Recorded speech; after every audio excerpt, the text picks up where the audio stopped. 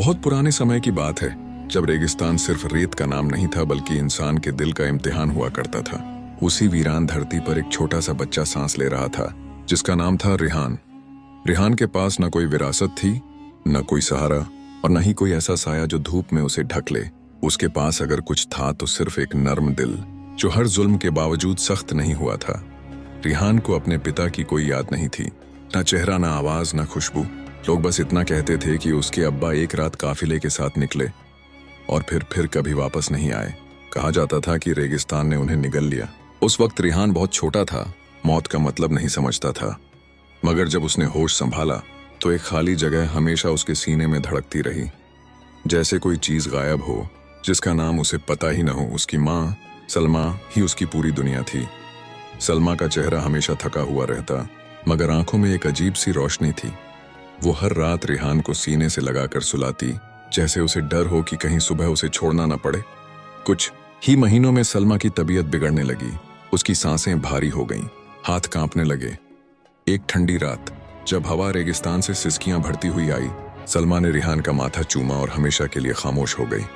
उस रात रिहान बहुत रोया, इतना रोया कि उसकी आंखों में आंसू खत्म हो गए।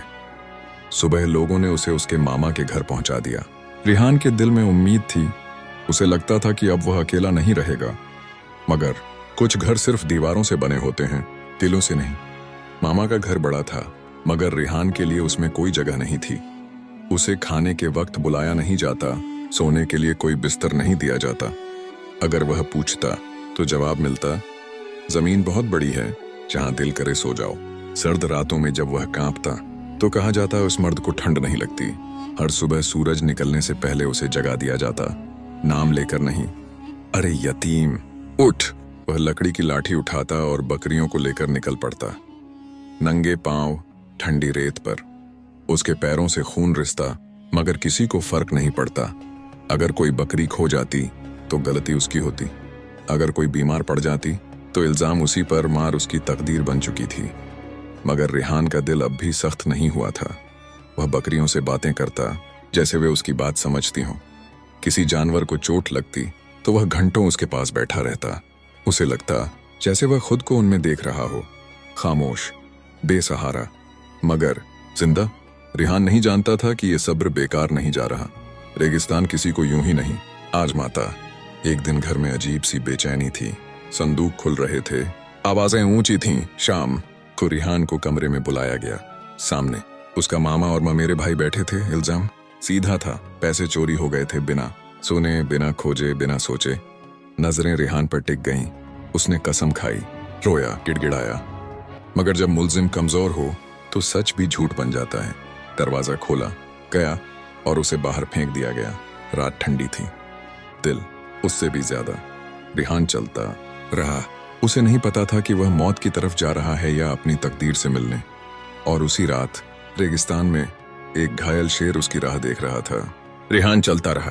रेत उसके पैरों में चुभ रही थी, मगर अब दर्द और डर आपस में घुल चुके थे। आसमान पर सितारे ठंडे और बेपरवाह थे, जैसे इंसानों की कहानी से उनका कोई वास्ता ही ना हो। कभी कभी वह पीछे मुड़कर देखता, जैसे कोई आवाज उसे बुला रही हो, मगर वहां सिर्फ अंधेरा था। वही अंधेरा जिसने अब उसका घर बन जाना था। भूख ने उसे कमजोर कर दिया था। पेट में अजीब सी ऐंठन उठती, जैसे अंदर कुछ टूट रहा हो। प्यास से उसका गला सूख चुका था। उसने अपनी छोटी सी मश्क टटोली, उसमें पानी की आखिरी बूंदें भी खत्म हो चुकी थीं।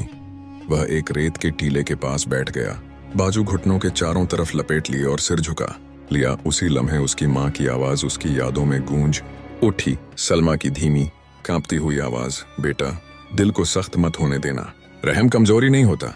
रिहान के होठों पर हल्की सी मुस्कान आ गई। वह बुदबुदाया, अम्मी यहाँ। हवा अचानक तेज हो गई, रेत उड़कर उसकी आंखों में भर गई। उसने आंखें बंद की और फिर एक आवाज सुनी, गहरी, भारी, ऐसी आवाज जो इंसानी नहीं हो सकती थी। रिहान चौंक कर उठ खड़ा हुआ। उसका दिल जोर जोर से धड़कने लगा। उसने चारों तरफ देखा, फिर वही आवाज आई, एक दर्द भरी कराह। वह डर गया। रेगिस्तान में रात के वक्त ऐसी आवाजें अक्सर मौत का पैगाम लाती हैं। उसका पहला ख्याल भागने का था, मगर उसके पांव जैसे जमीन से चिपक गए हों। चांद बादलों के पीछे से निकला, हल्की चांदनी चट्टानों पर पड़ने लगी। तभी उसने देखा एक बहुत बड़ा साया चट्टानों के बीच पड़ा हुआ। रिहान ने सांस रोक ली और बहुत आहिस्ता कदम आगे बढ़ाए। हर कदम के साथ उसका दिल इतनी तेज धड़क रहा था कि उसे डर था कहीं इसकी आवाज रेगिस्तान की खामोशी को चीर न दे। जैसे जैसे वह करीब आता गया, चांदनी साफ होने लगी और उसके सामने पड़ा हुआ साया धीरे धीरे वाज़ेह होता चला गया। यह कोई वहम नहीं था और न ही कोई सपना, बल्कि सच था। एक शेर, रेगिस्तान का वही बादशाह जिसके नाम से रास्ते बदले जाते थे, आज मिट्टी पर गिरा पड़ा था। उसका जिस्म जख्मों से भरा हुआ था और उसकी जांघ में एक टूटा हुआ भाला गहराई तक ढंसा हुआ था। खून लगातार बह रहा था और रेत पर गहरी लकीरें बना रहा था। शेर की सांसें भारी और टूटी हुई थीं और कभी कभी उसके हलक से एक ऐसी आवाज निकलती जो दहाड़ से ज्यादा दर्द भरी कराह लगती थी। रिहान का जिस्म कांप उठा और वह एक कदम पीछे हट गया। उसके जहन में एक ही ख्याल गूंज रहा था कि अगर यह शेर उठ खड़ा हुआ तो उसका बचना नामुमकिन होगा। डर उसे वहां से भाग जाने पर मजबूर कर रहा था, लेकिन उसी वक्त उसकी नजर शेर की आंखों से टकरा गई और वहीं पर कुछ बदल गया। उन आंखों में न वहशत थी, न भूख और न ही शिकारीपन की चमक। वहां सिर्फ दर्द था, थकान थी और एक गहरी तन्हाई थी, बिल्कुल वैसी ही जैसी रिहान अपने दिल में बरसों से महसूस करता आया था। उसे यूं लगा जैसे वह किसी और को नहीं बल्कि खुद को देख रहा हो, जख्मी, अकेला और छोड़ा हुआ। उसी लम्हे उसके जहन में वह रात ताजा हो गई जब उसे बिना सुने और बिना पूछे घर से निकाल दिया गया था। न किसी ने सफाई का मौका दिया और न ही किसी ने रहम किया, बस एक फैसला सुना दिया गया था। रिहान का दिल जोर से धड़कने लगा। एक तरफ खालिस डर था और दूसरी तरफ उसकी माँ की आवाज जो उसे हमेशा याद दिलाया करती थी कि रहम कभी जाया नहीं जाता। रिहान ने कांपते हुए अपने डर पर काबू पाया और बहुत संभल कर आगे बढ़ा। उसने अपने हाथ थोड़े ऊपर उठा लिए ताकि यह जाहिर हो सके कि वह निहत्था है। शेर ने हल्की सी आवाज निकाली मगर अपनी जगह से हिला नहीं। रिहान धीरे धीरे उसके और करीब पहुंच गया, यहाँ तक कि वह उसकी गर्म सांसें महसूस कर सकता था। कुछ पल रुककर उसने अपनी पूरी हिम्मत जमा की और भाले को मजबूती से पकड़ लिया। एक ही झटके में उसने भाले को बाहर खींच लिया। शेर ने दर्द से एक जोरदार दहाड़ मारी जिससे पूरा इलाका गूंज उठा और रिहान झटके से पीछे गिर पड़ा। उसे लगा कि अब सब खत्म हो गया है, मगर कुछ ही पलों में उसे एहसास हुआ कि शेर ने उस पर कोई हमला नहीं किया। रिहान ने डरते हुए आंखें खोली और देखा कि शेर वहीं पड़ा हुआ है। उसकी सांसें अब भी चल रही थीं। उसने खुद को संभाला और उठकर बैठ गया। फिर अपने फटे हुए कपड़ों में से कपड़े का एक टुकड़ा फाड़ा और उसी से शेर के जख्म पर पट्टी बांध दी, ठीक उसी तरह जैसे वह घायल जानवरों की देखभाल किया करता था। इसके बाद उसने अपनी मश्क निकाली जिसमें पानी की बस कुछ बूंदें बची थीं और उन्हें शेर के मुंह के पास रख दिया। शेर ने धीरे धीरे पानी पिया और कुछ देर बाद अपना सिर जमीन पर रख दिया, जैसे दर्द के बाद उसे थोड़ी राहत मिल गई हो। रिहान देर तक वहीं बैठा रहा। उसके दिल में डर, हैरत और एक अजीब सी तस्कीन एक साथ उमड़ रही थी। जब उसे यकीन हो गया कि खतरा टल चुका है तो वह बहुत आहिस्ता से उठा और पीछे हटने लगा, बिना शेर की तरफ पीठ किए। काफी दूर पहुंचने के बाद उसने पलट कर देखा। अंधेरे में शेर की आंखें हल्की सी चमकी और फिर खामोशी रेगिस्तान पर छा गई। उस रात रिहान एक चट्टान के नीचे सो गया, ठंडी रेत पर और खुले आसमान के नीचे। पहली बार उसे यह महसूस हुआ कि रेगिस्तान ने उसे ठुकराया नहीं, बल्कि जैसे उसे अपनी आगोश में ले लिया हो। दिन ढलने लगे थे और रेगिस्तान की हवा में अब डर के बजाय पहचान शामिल हो चुकी थी। रिहान अब उन रास्तों से गुजरता था जिन्हें कभी वह खौफ से देखता था। चट्टानें, टीले और सूखी झाड़ियां अब उसके लिए अजनबी नहीं रहीं। वह उनकी खामोशी को समझने लगा था और हवा के हर रुख से मतलब निकालना सीख चुका था। उसके साथ हमेशा वह शेर रहता, कभी दूर दूर चलकर निगरानी करता और कभी उसके करीब साए की तरह। वक्त के साथ रिहान की चाल में ठहराव आ गया था। उसकी आंखों में अब वह डर नहीं था जो कभी हर रात उसके साथ सोता था। अब वहां सुकून था, भरोसा था और एक अजीब सी मजबूती थी। लोग जब उसे देखते तो सिर्फ एक लड़के को नहीं देखते थे, बल्कि उस हिम्मत को देखते थे जो अकेलेपन से जन्म लेती है। काफिलों की बातें दूर दूर तक फैलने लगी थीं। लोग कहते थे कि रेगिस्तान में एक बच्चा है जो शेर के साथ चलता है। कुछ इसे अफसाना कहते, कुछ करामात और कुछ अल्लाह की निशानी। मगर रिहान इन बातों से बेपरवाह था। उसे न शोहरत चाहिए थी और न नाम। उसे बस इतना पता था कि वह अब खुद को खोया हुआ महसूस नहीं करता। एक दिन जब सूरज नरमी से उग रहा था और रेत सुनहरी लग रही थी, रिहान ने दूर कुछ साए चलते हुए देखे। जैसे जैसे वे करीब आए, उसे पहचानने में देर न लगी। वे लोग उसके मामा और उसके बेटे थे। वही चेहरे जिनसे कभी उसे डर लगता था, आज खुद घबराए हुए थे। उनके कदम धीमे थे और नजरें झुकी हुई।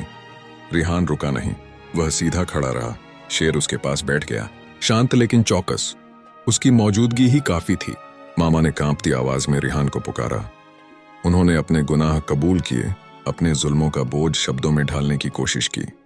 उन्होंने कहा कि गलती हो गई थी, नादानी थी, मजबूरी थी। उन्होंने उसे वापस घर ले चलने की पेशकश की, इस वादे के साथ कि अब कोई उसे ताने नहीं देगा, कोई उसे पराया नहीं समझेगा। रिहान ने उनकी बात ध्यान से सुनी। उसके चेहरे पर न गुस्सा था और न नफरत, बस एक गहरी खामोशी थी जिसमें उसका पूरा सफर समाया हुआ था। थोड़ी देर बाद उसने बेहद नरमी से कहा कि उसने अब समझ लिया है कि घर दीवारों से नहीं बनते, रहम से बनते हैं। और जहां रहम ना हो वहां रहना मजबूरी होती है, जिंदगी नहीं। उसने कहा कि जिसने उसे रात के अंधेरे में अकेला छोड़ा, उसी अंधेरे ने उसे रास्ता दिखाया। जिसने उसे कमजोर समझा, उसी तन्हाई ने उसे मजबूत बनाया। और जिसने उसे निकाल दिया, उसी फैसले ने उसे खुद से मिलवा दिया। मामा और उनके बेटे सिर झुकाए खड़े रहे। उनके पास कहने को कुछ नहीं बचा था। रिहान ने उन्हें माफ कर दिया, लेकिन वापस जाने से इनकार कर दिया। माफी उसके दिल का सुकून थी और आजादी उसकी जिंदगी। वे लोग चले गए। रेत पर उनके कदमों के निशान थोड़ी देर में हवा ने मिटा दिए। रिहान ने आसमान की तरफ देखा। उसे अपनी माँ की याद आई, उसकी आवाज, उसकी दुआ और उसकी आखिरी सीख। उसने महसूस किया कि वह आज भी उसके साथ है। हर उस फैसले में जिसमें रहम शामिल है, शेर उसके पास आया। रिहान ने उसके माथे पर हाथ रखा। शेर ने आंखें बंद कर लीं, जैसे सब कुछ समझता हो। दोनों कुछ देर खामोशी से बैठे रहे। रेगिस्तान अब बेरहम नहीं लग रहा था। वह एक ऐसा साथी बन चुका था जिसने सब्र सिखाया था। इसके बाद रिहान ने वहीं अपनी जिंदगी बना ली। उसने चट्टानों के बीच एक छोटा सा ठिकाना बनाया, शिकार करना सीखा, मगर जरूरत से ज्यादा कभी नहीं लिया। प्यासे जानवरों को पानी पिलाया, कमजोरों को नुकसान से बचाया। लोग जब उससे मिलते तो उसकी आंखों में एक ऐसी रोशनी देखते जो किताबों में नहीं मिलती। वक्त बीतता गया, रिहान बड़ा होता गया, मगर उसका दिल वैसा ही रहा, नरम, साफ और रहमत से भरा हुआ।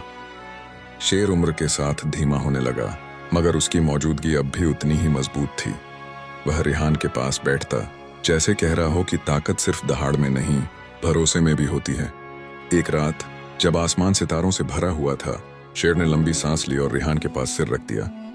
रिहान समझ गया। उसने उसे सहलाया, उससे बातें की और उसके कान में धीरे से कहा कि उसने जो एहसान किया था वह कभी बोझ नहीं बना।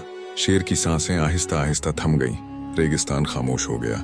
रिहान ने उसे वहीं दफन किया, उसी जगह जहां उसने पहली बार उसे जख्मी देखा था। उसने पत्थरों से निशान बनाया और देर तक वहीं बैठा रहा।